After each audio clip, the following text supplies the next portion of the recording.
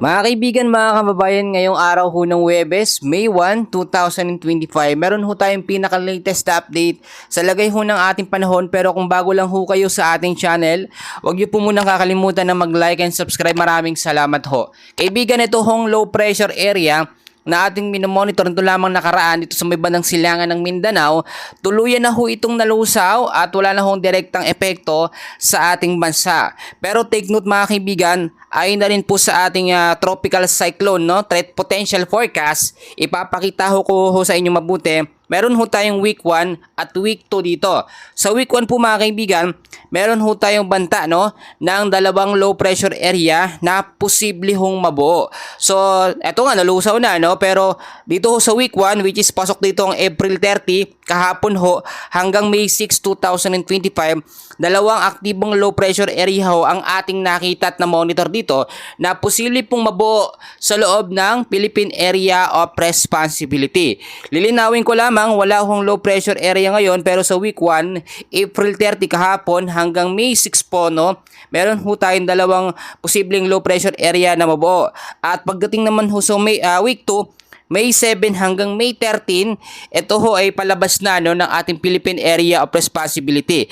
Ito po yung forecast natin ngayon. Posible pa po itong magbago mga kaibigan. Depende ho sa magiging kondisyon ng ating panahon. So kung titignan nyo mga kaibigan, no, ito ho ay nasa moderate po, no, yung chance na maging isang ganap na bagyo or tropical depression, no. Medyo mababa itong mga kaibigan, pero hindi ho natin inaalis yung mga posibilidad na ito ho ay maging isang tropical storm, no, within the next 24 to 48 hours, tulad ng aking sinabi mga kaibigan, April 30 hanggang May 6. So i-take note ho natin yan dahil ito ay posibleng maging banta, no, or maging unang bagyo sa loob ho ng ating bansa, no, ngayong 2025, at tatawagin ho itong bagyong Auring. So maging handa na lamang tayo mga kaibigan sa posibleng maging banta nito. But as of na, wala ho tayong dapat ipag-alala dahil wala hong low pressure area na siyang nakakaapekto po, no, sa malaking bahagi ng ating bansa. Pero meron pa rin tayong forecast weather condition, no, ang Intertropical Convergence Zone or ITCZ po ang nakakaapekto ngayon sa ilang bahagi po ng Palawan kasama ang Mindanao.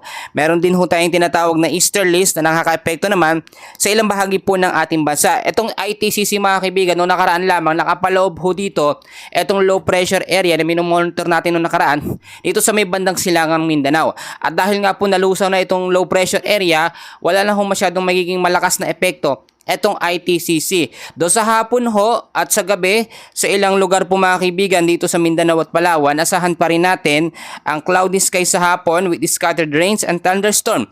Pagdating naman sa gabi, dahil ho yan sa ITCZ. Pero pagdating ng umaga, asahan pa rin natin ang maaliwalas ho na panahon. Samantalang dito naman po sa Metro Manila, kasama po ang ilang bahagi ng ating bansa mga kaibigan, no, asahan natin ng maalinsangan o mainit na panahon sa umaga hanggang sa tanghali.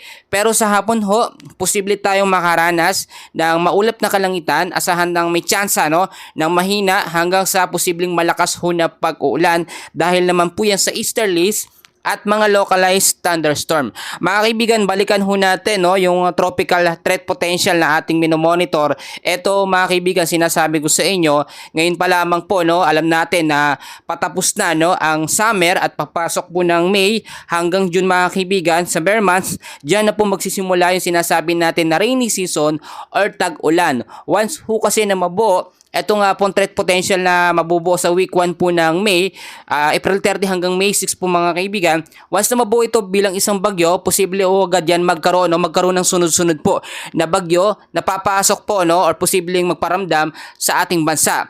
Pag sinabi kong sunod na mga bagyo mga kaibigan, hindi naman yan lahat magla-landfall o tatama sa ating Philippine landmass, no. Kagaya ng nakaraang taon mga kaibigan, ilang bagyo rin ang sunod-sunod, no, sa kaparehong buwan ang pumasok sa ating Philippine Area of Responsibility, pero hindi naman direct lang naglandfall sa ating Philippine landmass. Ito hong si Bagyong Auring mga kaibigan, no? Ito sabihin na natin na ito yung kauna-unahang bagyo na mabubuo ngayong 2025 at posible ito sa may mga kaibigan. Hindi ho ito nakikitaan ayon na rin sa ating pinaka-advanced forecast na magiging malalakas po ng mga bagyo.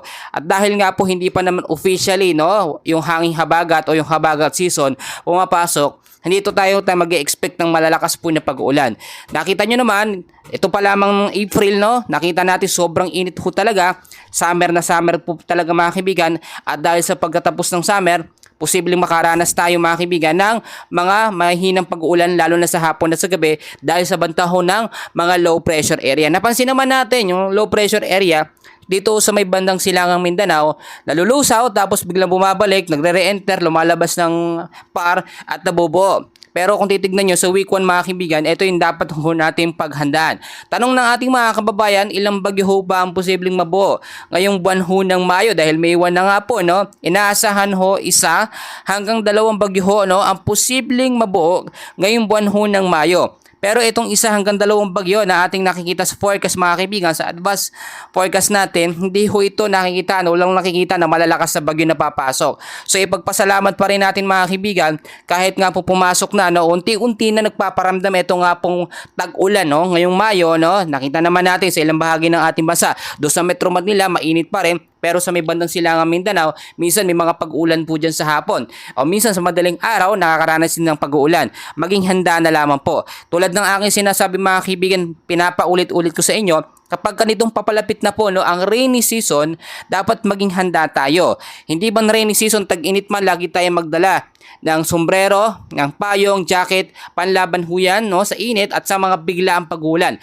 Lalong-lalo na po sa hapon at sa gabi. Lalo na ngayon, bakasyon, no, ine-enjoy pa ng ilang mga kababayan natin yung summer, no. Pero syempre, yung ibang mga lugar naman, nasa mababang lugar at yung sa matataas na lugar, mag-ingat po kayo. Pinapaalala ko lagi, sa banta po ng mga pagbabaha at landslide po sa mga landslide prone area. Kapag ganito ho kasi mga kaibigan na sobrang napakainit, wala tayong ginagawang paghahanda.